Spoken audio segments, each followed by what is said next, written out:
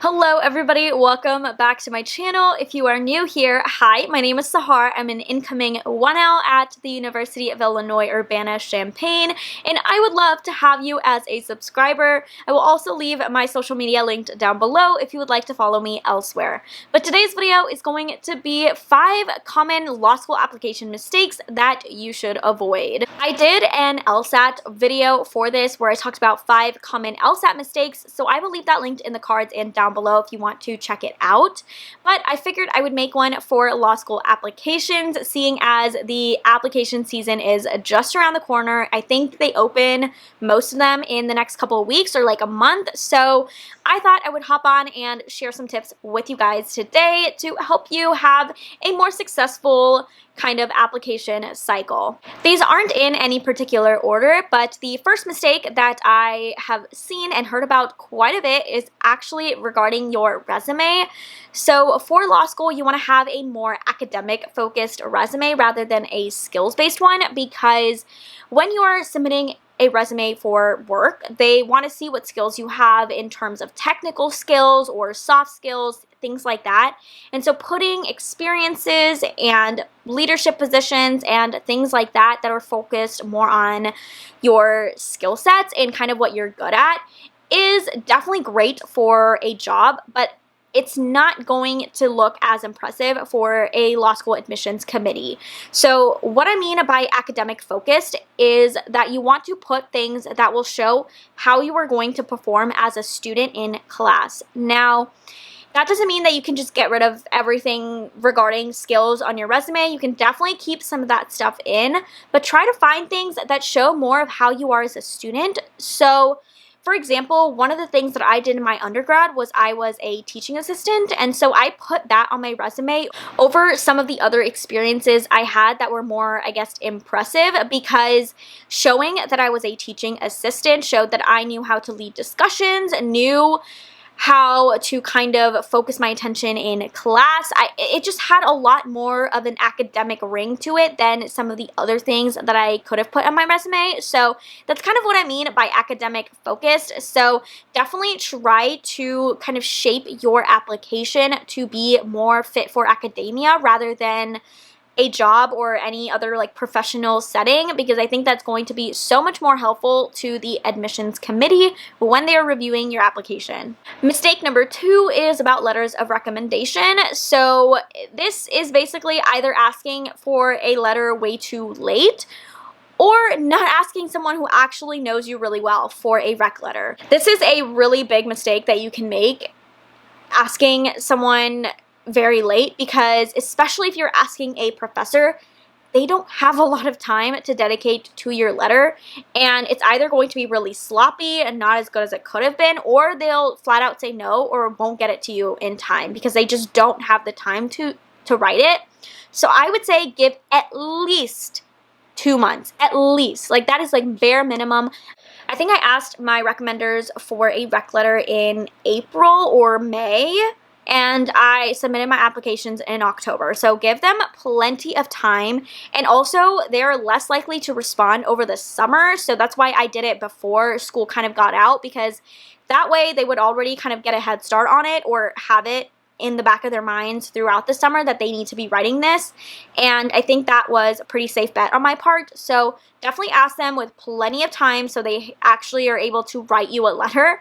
And then the second part of this is just make sure you're asking someone who actually knows you well. Like, don't just ask a professor for the sake of asking another professor if they don't really know anything about you. I made sure to ask people who genuinely knew who I was as a person, who had seen me kind of work outside of the classroom, who I had more than a couple discussions with, who I went to office hours for. Like, those are the kind of people that you want to be asking for your rec letter. It doesn't matter if you have a state senator who can write you a rec letter, but it's super generic, because I can promise you admissions committee will not care. Like, it's not about prestige with this. It's not about who is the best person who can write you a recommendation letter, if like in terms of their status or their clout. Like, none of that matters. ask someone who knows you really, really well, because I guarantee that's going to go a lot further for you than someone who doesn't at all. The third mistake is to submit your application too late, and obviously still submitting like by the deadline, but submitting in like January, February time, I think is a little risky because law school admissions are on a rolling basis. And what that means is typically, not always, but most of the time, the sooner you apply, the sooner they're going to read your application and consider you an applicant, and also typically the sooner you hear back. Now, again, this varies significantly school to school, but this is kind of like the general vibes that I've gotten from seeing kind of law school application cycles in the past and going through it myself. This is kind of the trend that you see. So if you are submitting in February or even March, there's not a lot of spots left for your application to really be considered as thoroughly as maybe if you had applied earlier.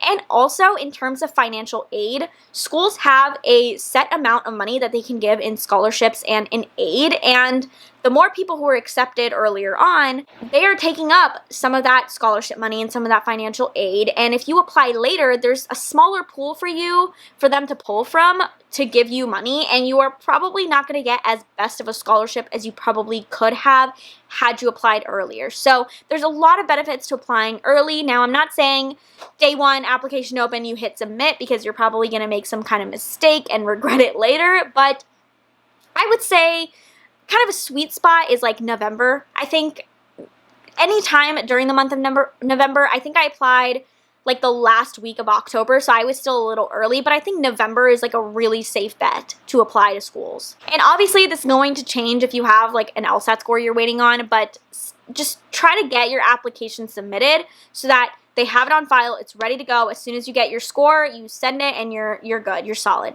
Number 4 has to do with the essays. Now, we all know we gotta write a personal statement. That's fine and dandy, cool. But there are so many other like side essays that schools have. Some of them are mandatory and some of them are optional. Here's where you can really make or break your application. Maybe not make, but definitely break. Because if you don't answer those optional essays, you are already setting yourself up for failure. Because I promise you, majority of the people applying to the school are writing those optional essays. Because it's just another chance for you to talk about your interest in the school, talk about why you would be such a great student, why you are a great candidate for the program, and you are just taking that completely away from yourself if you don't write those optional essays. Now, obviously, if the optional stuff doesn't apply to you, like if it's talking about a military thing and you weren't in the military, or if it's talking about an addendum but you don't have anything to say, that's different. I'm talking about maybe a school has a YX essay and it's optional and you don't write it. Big mistake. Write those optional essays. I promise you they will appreciate it so much, and it will show your interest so much more in the school. You're more likely to get in. And then the last kind of common mistake that I've personally seen has to do again with some essays, but just like your overall application before you submit it, make sure you've proofread that thing like multiple times, like not just once or twice. I think I reread my essays and my entire application like 10 times because I wanted to make sure that when I hit submit, there was not a comma out of place. There was not an I that was not dotted. I wanted to make sure it was absolutely perfect before I submitted it, and so that made me check it multiple times, but I seriously do not regret it at all. I had no like grammatical errors. There was nothing that I look back on that I regret about my application because I knew that I checked that thing so many times and it was the best that it was ever going to get. So please proofread and then proofread again and again and again because you are bound to miss something. Get someone else to proofread it for you because you might miss something that they will catch. I definitely did that. So just reread your application, and not even just the essays, like literally the questions that you answer generally in the background information. Like you don't want something stupid like you wrote your birthday wrong to look bad on you, to like reflect poorly on you, or just anything like that. Like you don't want to be spelling your own name wrong, you know? Like make sure everything looks really good. So there you have it. Those are all of the LSAT. LSAT. What? Those are all of the law school application mistakes that you should avoid going into this application cycle. If you are starting the cycle, good luck. If you have any questions, feel free to comment down below or message me on Instagram. I would love to chat with you. But with that, I hope you guys are having a wonderful morning or night wherever you are, and I will see you in my next video. Bye.